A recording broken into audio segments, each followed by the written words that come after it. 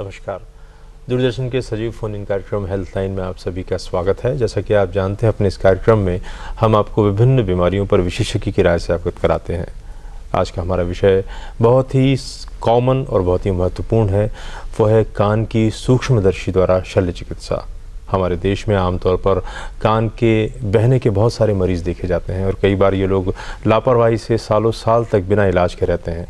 ऐसा इसलिए भी होता है क्योंकि कई बार इनके दिमाग में धारणा रहती है कि कान जब एक बार पक गया है तो वो जीवन भर बहता ही रहेगा, इसका कोई इलाज ही नहीं है।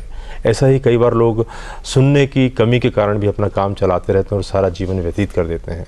लेकिन विज्ञान की आधुनिक खोज के द्वारा ये सिद्ध हो चुका है कि अब कान की बहुत सारी ऑपरेशंस जो है सूक्ष्मदर्शी द्वारा संभव हैं और इसके लिए विशेष रूप से प्रशिक्षित डॉक्टर संजय अग्रवाल आज इंदौर से हमारे बीच में पधारे हैं, जो कि माइक्रोस्कोप द्वारा कान की सर्जरी का इन्होंने ब्रिटेन में, स्विट्ज़रलैंड में और जर्मनी में काफ़ी विस्तार से प्रशिक्षण प्राप्त किया है। आपने कान की सर्जरी के बारे में बहुत सारे अंतर्राष्ट्रीय व्याख्यान भी दिए हैं।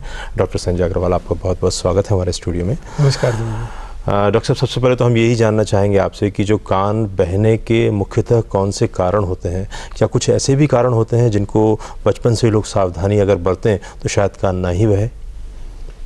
ये बिल्कुल सही बात है कि यदि बचपन में जैसे बच्चे को बार बार सर्दी हो जाती है, कहीं भी इलाज ले लिया जाता है और सर्दी होकर कान में दर्द पैदा हो रहा है, फिर भी ध्यान नहीं दिया, तो नाक और कान के बीच एक नली कनेक्ट करती है जी जी, जिससे सर्दी का पानी पर्दे के पीछे आ जाता है। फिर भी ध्यान न दें तो वह पानी एक बारीक से सुराख बना के निकलेगा और वो आरंभिक अवस्था है कान के बहने की। उस समय भी यदि ध्यान दिया जाए तो आप ठीक कर सकते हैं। बारीक छेद जो बनता है बच्चे में, उसको आप यदि सुखा लें वो भर सकता है, पर आमतौर पे लोग फिर भी ध्यान नहीं देते हैं, तब ये गंभीर समस्या लेती है। जी जी। दर्शकों, जैसा आपने बताया, डॉक्टर साहब ने बहुत ही महत्वपूर्ण बात बताई कि बच्चे अक्सर उनके कान में दर्द होता है और कान बहना शुरू हो जाता है, फिर बाद में बंद हो जाता है। अगर ऐसे समय में सही रोकथाम की जाए तो शायद आने वाले समय में जो परमानेंट परफोरेशन बन जाता है उससे वो बचे रह सकते हैं। डॉक्टर साहब, हमें ये बताएं कि कान जो बहने की बीमारी है जिन लोगों में हो जाती है वो किस तरीके की, कितने प्रकार की होती है और कैसे आप लोग उसको डायग्नोज करते हैं? डॉक्टर साहब, इसके लिए मैं थोड़ा सा एक आउटलाइन बता देना चाहता हूँ। कान में एक चित्र ले आया हूँ अपने साथ। जी जी। कान का ये एक सेक्शन है। जी जी। आप देखेंगे ये कान का रास्ता है, ये बाह्य कान बोल देते हैं। हाँ हाँ। यहाँ पर्दा आ गया है। जी जी। यहाँ तक बाह्य कान है। इसके बाद कान में बारीक हड्डियाँ होती है सुनने की। जी जी। और जिसके बाद आंतरिक कान होता है। हाँ, जिस नली की मैं बात कर रहा था वो ये नली जो नाक और कान को जोड़ती है। जी जी। ताकि पर्दा तना हुआ रहे, दोनों तरफ प्रेशर बराबर रहे। जी जी। अब हम किस तरह से सुन लेते हैं उसको 1 मिनट में जान लेते हैं। जी जी। अपने ये पर्दा है कान का? ये पर्दा है कान का। हाँ हाँ। ध्वनि पर्दे से टकराती है, उसमें कंपन पैदा होता है। जी जी। यह कंपन इन 3 बारीक हड्डियों से ट्रांसमिट होता है, जो इनर ईयर से जाके, आंतरिक कान से जाके ब्रेन को इम्पल्स जाता है और हम सुनते हैं। जी जी।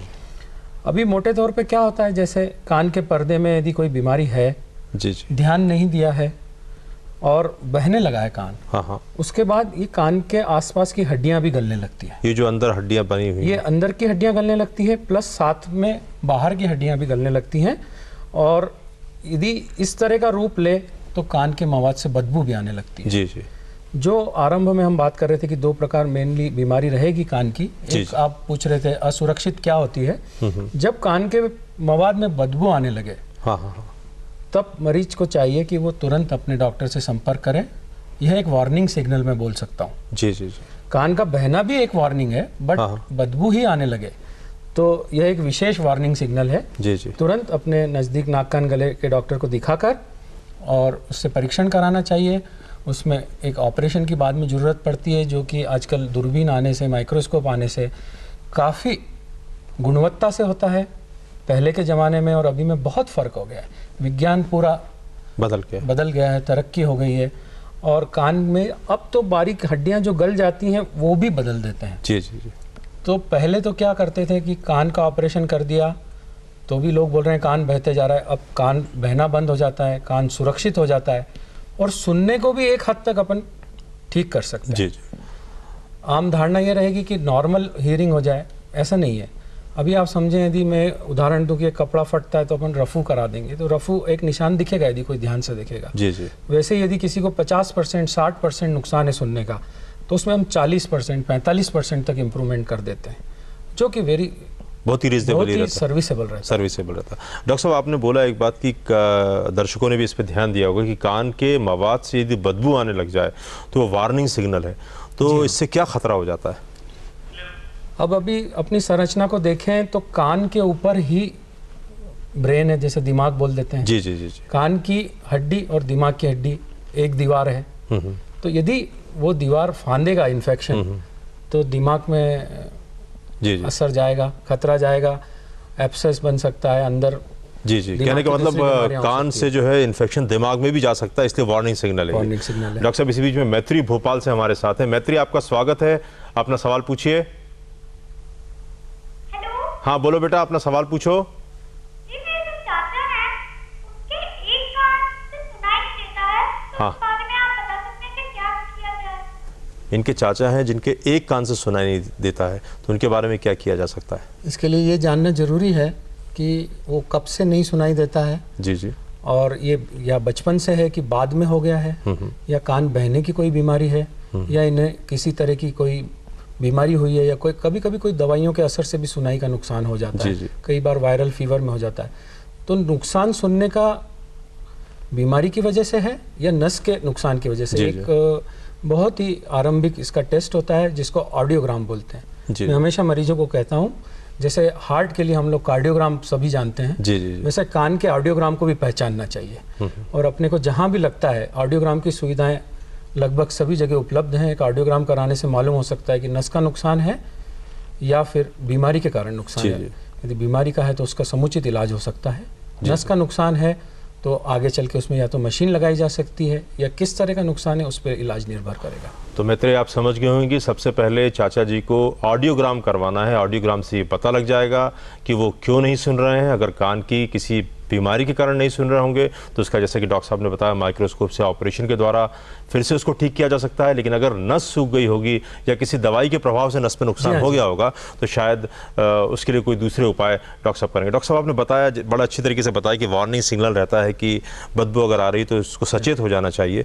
आमतौर पर अगर मान लीजिए ये छेद जो रहता है, छेद पर आप लोग जो माइक्रोस्कोप से कैसे ऑपरेशन करते हैं, कितने बड़े छेद में किस किस तरीके का छेद होता है, इसके बारे में बताएं।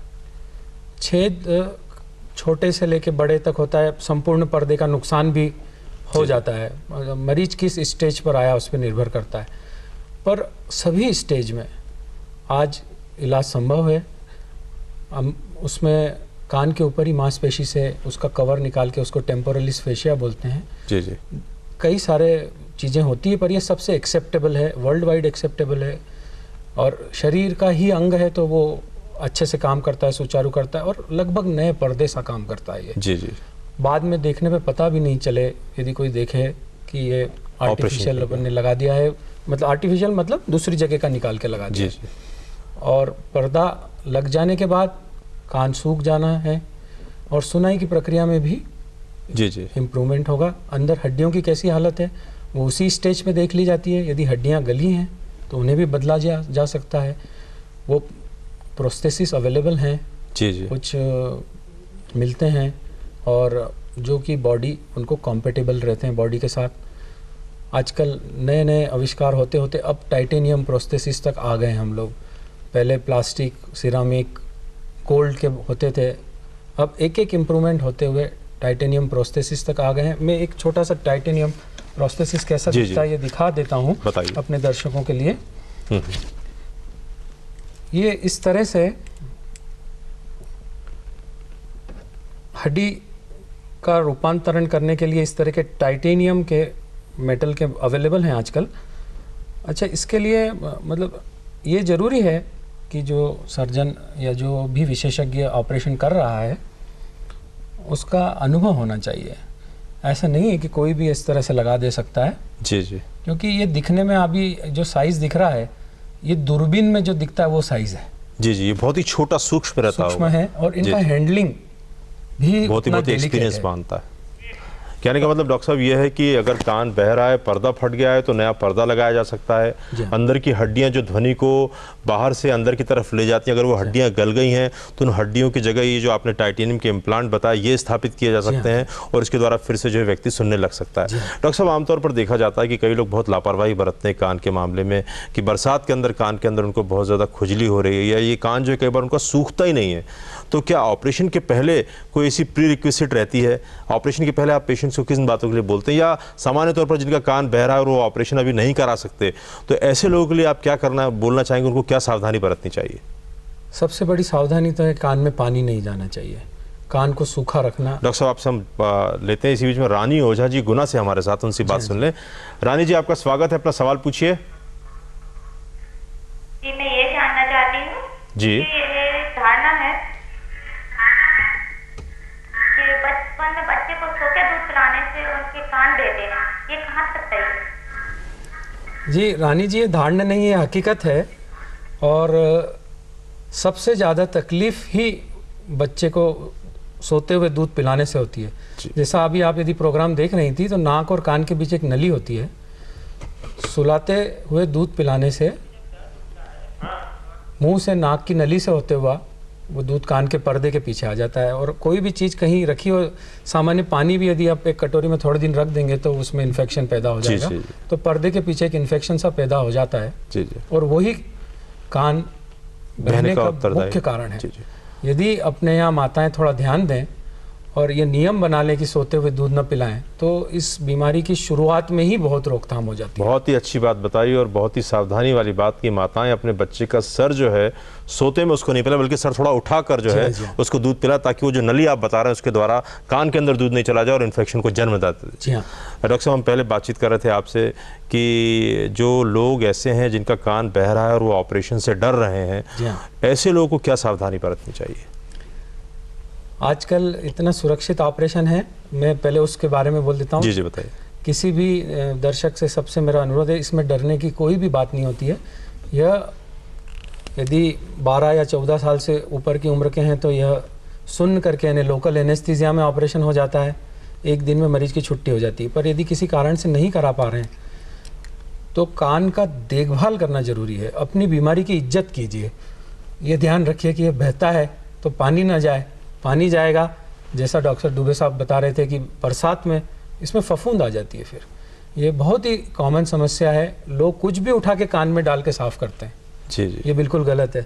पहले के ज़माने में कान में गर्म करके तेल डाल देते थे जी, अब ये विज्ञान द्वारा सिद्ध हो गया है कि ये पर्दे को नुकसान करता है। फिर भी हम देखते हैं कि 10 में से 1 या 2 लोग आएंगे जिन्होंने तेल डाला हुआ है, कान बहता है और तेल डाला हुआ है, मतलब पर्दे में छेद है और गर्म तेल डाल रहे हैं, तो वो मध्य कान से आंतरिक कान तक सब तरह नुकसान कर रहा है। जी। और इस तरह से उसमें फफूंद बन रही है, फिर भी ध्यान नहीं रख रहे हैं, गीला करते जा रहे हैं। जी। तो उचित इलाज और उचित देखभाल से आप उसको ठीक कर सकते हैं। आपको ये मालूम होना चाहिए कि ये बीमारी ठीक होने लायक है, ये मैं ठीक करके अपनी क्वालिटी ऑफ लाइफ इंप्रूव कर सकता हूँ, मैं अपने सुनने को बचा सकता हूँ। डॉक्टर साहब, इसी बीच में धीरेन्द्र तिवारी जी कटनी से हमारे साथ हैं। धीरेन्द्र जी, आपका स्वागत है, अपना सवाल पूछिए। बोलिए। डॉक्टर साहब। डॉक्टर साहब नमस्कार। अपना सवाल पूछिए। नमस्कार। ये मैं पूछना चाहता हूँ कि कान दर्द करने पर जो कान पर तेल डालने का बात है वो कहाँ तक सही है? जी, आप ये बात कर रहे थे डॉक्टर साहब, कौन सा तेल किस तरह डालना चाहिए? धीरेन्द्र जी, यदि आप प्रोग्राम देख रहे हैं तो अभी हम यही बात कर रहे थे डॉक्टर दुबे जी से कि तेल बिल्कुल नहीं डालना चाहिए। ये सिद्ध हो गया है कि कान में गर्म तेल, कई बार लोग लहसुन मिला के तेल, प्याज मिला के डाल देते हैं। आप बता रहे हैं ठीक, मीठा तेल, सरसों का तेल, जमाने भर के तेल डालते हैं, वो बिल्कुल नहीं डालना है। जी। कान में कोई भी चीज, और यदि बहते कान में और कान में पर्दे में छेद है तो आप सोचिए वो सीधा आप मध्य कान और आंतरिक कान में बीमारी को निमंत्रण दे रहे हैं। जी। डॉक्टर साहब, अब हमें ये बताइए कि आपने जैसा बताया कि ऑपरेशन एक ही दिन में हो जाता है, एक ही दिन में छुट्टी हो जाती है। जी हाँ। ये तो हुई कान के बहने की बात। इसके अलावा भी कई लोग जो सुनते नहीं हैं, उसके अंदर और कौन सी बीमारियाँ हो सकती हैं और क्या उनका भी माइक्रोस्कोप द्वारा इलाज संभव है? इसमें मुख्य रूप से 2 या मैं कहूँ 3 तरह से मैं बता सकता हूँ बीमारी होती है। एक तो बच्चों में अपन देखते हैं बार बार सर्दी हुई है और किसी कारण से ध्यान नहीं दिया गया, और आप देखिए घर में बच्चा तेज टीवी सुन रहा है तो ध्यान दीजिए, हो सकता है कि उसके कान के पर्दे के पीछे पानी हो और वही पर्दे का कंपन रोके हुए है जी, तो उसका मेडिकल इलाज हो जाता है। नहीं हो पाए तो वो पानी निकाल देने से वो सुनने लगेगा। दूसरा एक बीमारी होती है जिसमें कान की हड्डियां जो 3 मैं बताया था उसमें एक सबसे छोटी हड्डी होती है जी। स्टेपीज नाम की, उसमें समझाने की भाषा में कहें कैल्शियम जम जाता है ज़्यादा, उसकी मोबिलिटी या उसका मूवमेंट कम हो जाता है। जी जी। उसमें कान का पर्दे में छेद नहीं होता, कान बहता नहीं है, पर्दा देखने में सामान्य दिखेगा। यह सुनने की जांच पे आप पता करते हैं और फिर वो हड्डी बदल दी जाती है, उसके बजाय नया इम्प्लांट बोलते हैं हम, नई हड्डी लगा देते हैं और ऑन द टेबल ऑपरेशन के थिएटर में ही कान की सुनने की इम्प्रूवमेंट हो जाती है। ओहो। मैं यहाँ एक चेतावनी वाली बात यह है कि हो जाती है with a very experience surgeon, क्योंकि ये इतना बारीक काम है। जी जी शरीर की सबसे छोटी हड्डी आप समझिए, मतलब मिलीमीटर्स में काम है। जी जी कई बार मिलीमीटर से कम में भी काम होता है। जी जी, लेकिन वो बदल के और आदमी टेबल पर ही सुनने लग जाता है। टेबल पर ही सुनने डॉक्टर साहब लगता है। कीर्ति खरे जी हैं इस बीच में हमारे साथ जबलपुर से। कीर्ति खरे जी, आपका स्वागत है, अपना सवाल पूछिए। हाँ जी, हमारा 1 साल का बेटा है, वो हमेशा कान खुजाता रहता है। डॉक्टर को कई बार दिखाया लेकिन थोड़े दिन दवाई डालो तो ठीक रहता है, उसके बाद फिर हमेशा मतलब कान में उंगली उसकी रहती है। बताइए सर। कीर्ति जी, मैं चाहूँगा कि उसका सर्दी का क्या स्टेटस है वो अपन थोड़ा सा पता करें, बच्चों के डॉक्टर से बात करें। लगे तो आप अपने शहर में नाक कान गले के डॉक्टर को संपर्क करें। उसे ज़रूर सर्दी रह रही होगी जो नाक और कान के, फिर मैं कह रहा हूँ नली के कारण उसको एक हमारे बीमारी का नाम हो गया यूस्टेशन कटार बोल देते हैं उसको, तो उससे कान में कंटिन्यूस इचिंग सी एक फीलिंग आती है, या उसके कान में मेल हो सकता है या कुछ फफूंद हो सकती है।